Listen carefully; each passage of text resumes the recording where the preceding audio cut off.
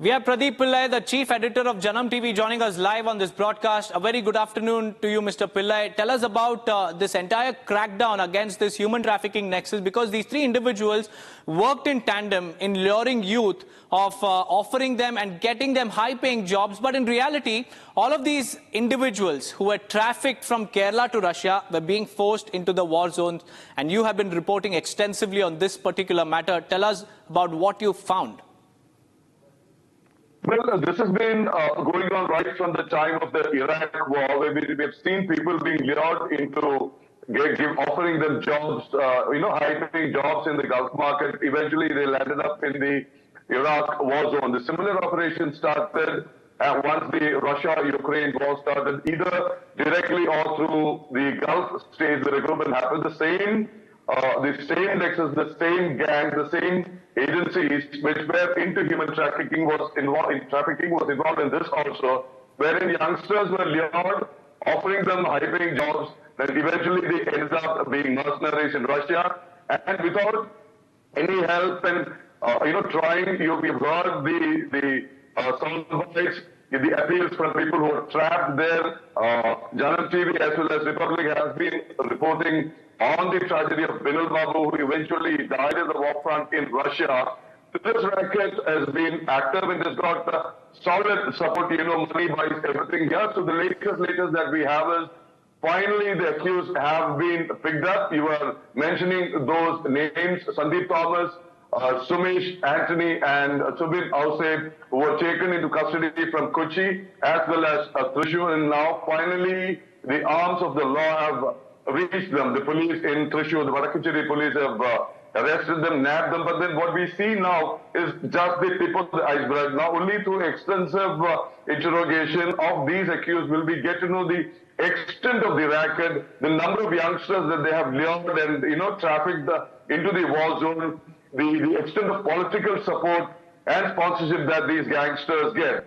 So basically they're exploiting the lack of jobs in the market. The Gulf market, the Gulf job market is not as attractive anymore because of a lot of factors. So people are looking at various ways to get out of this place and get a high-paying job. On the other side, there are these vultures waiting in the wings to exploit the situation, offering them high-paid jobs. Remember, most of them would have paid amounts ranging from 100,000 to 10 lakh to get a job. This is a visa racket as well. This has been on for years. The rackets have been exposed many a time, but this continues. The lure of money, the lure of a good job, the lure of a good life takes them and puts their life in jeopardy. Back to you. Mr. Pillai, you mentioned about a political link as well, because everybody knows that such, kind of a racket cannot operate without anybody knowing about it. So if you could please elaborate on the political shield that these individuals were getting. See, this is not a secret. The fact that such gangs exist, the fact that such unscrupulous agents work, the fact that such agencies have been working in human trafficking for decades. Now, it has been several months since the family of Binil Babu has been appealing to government of Kerala as well as the government of India, to the local MLA, the MPs, to get Binil Babu back. Now, from that time onwards, they could have found out how Binil Babu ended up in the war front in Russia, how Binil Babu was lured into a good job, a good life, how people like Binil Babu were being trafficked out of the state, out of the country. Now, why the arms of the police do not reach them? Why the arms of the investigating agencies are not touching them?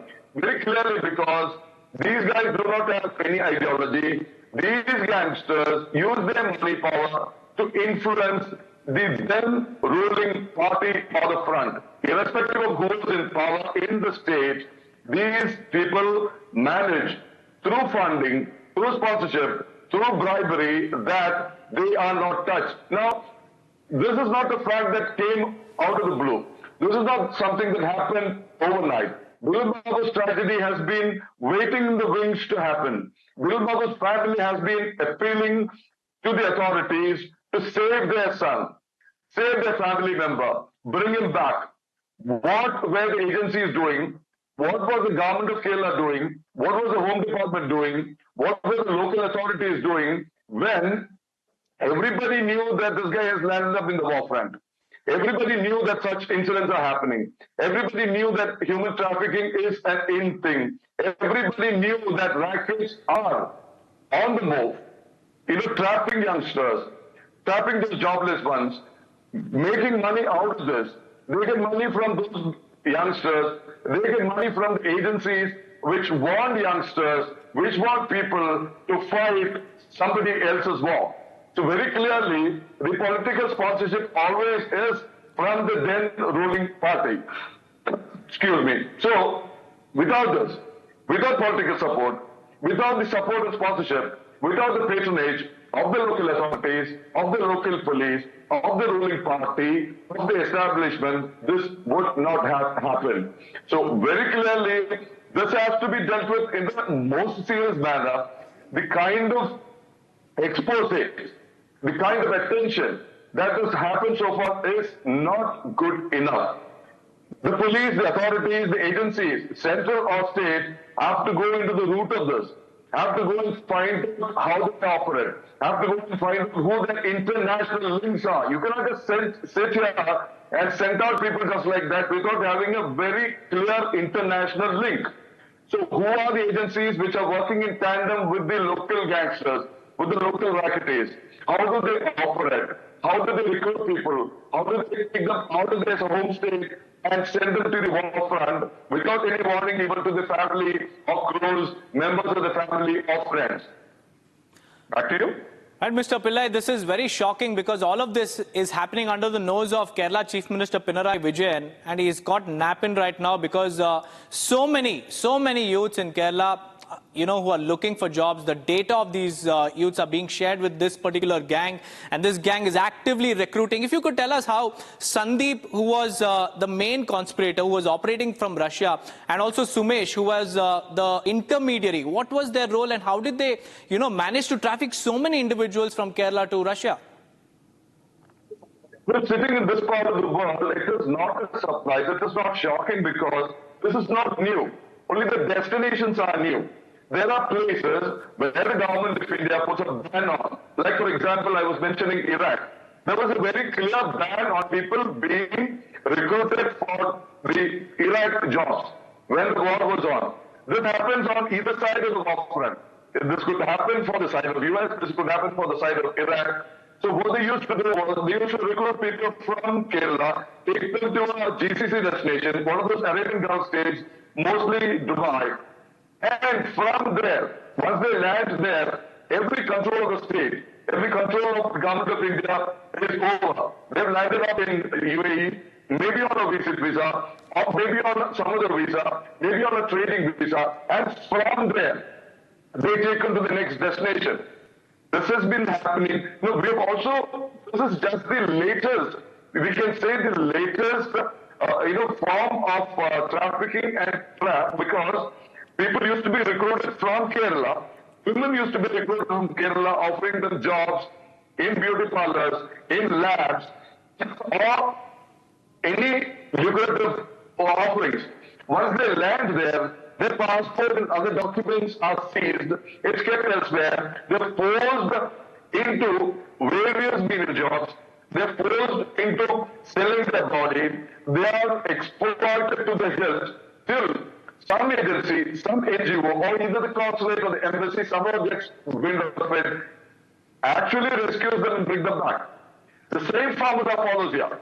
People want a job, so they offer jobs. They even advertise lucrative jobs in the Middle East, in the Far East. Okay, now that everything will look very safe, very legal, very formal. The interviews will happen with agencies. They're recruited.